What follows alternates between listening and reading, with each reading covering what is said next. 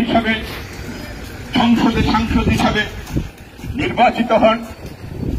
ভারতবর্ষের সংসদে ওনার অকৃত্রিম অকল্পনীয় ভূমিকাকে শ্রদ্ধা জানিয়ে তাকে শ্রেষ্ঠ সাংসদ হিসাবে ঘোষণা করা হয় এবং এই দেশে বাম ধর্মনিরপেক্ষ শক্তির বিকাশে কংগ্রেস সীতারাম ইয়েচুরি একটা বিরাট বড় ভূমিকা আমরা চাই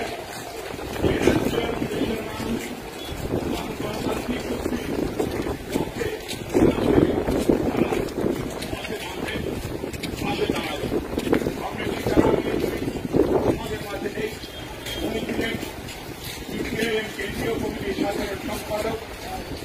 আমাদের দেশে বিকল্প রাজনীতি কি হতে পারে, মানুষের অর্থনৈতিক স্বাধীনতা কোন পথে আসতে পারে, বেকারত্ব কিভাবে ঘুষতে পারে, কাজ খাদ্যের কিভাবে নিশ্চয়তা হতে পারে, নারীদের সম্মান কিভাবে সুরক্ষিত হতে পারে, মার্ক্সবাদী পার্টির নেতৃত্বে কংগ্রেস সীতারাম ইয়েচুরি এই দেশের বিকল্প প্রতিষ্ঠার লড়াইয়ে উনি সামিল হয়েছিল এবং তার এই অকাল প্রয়াণে আমরা যখন গভীরভাবে মর্মাহত, সেই সঙ্গে আমরা বিশ্বাস করি কংগ্রেস সীতারাম ইয়েচুরির দেখানোর পথে এই দেশে বাম গণতান্ত্রিক আন্দোলনকে দেশের জনগণ আমাদের পাশে থাকবে।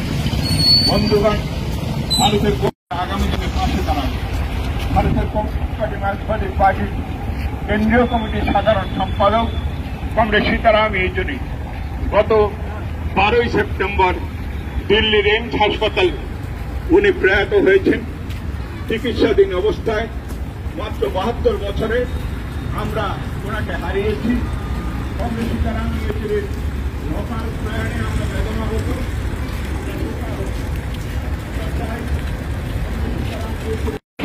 কংগ্রেস সীতারাম ইয়েচুরি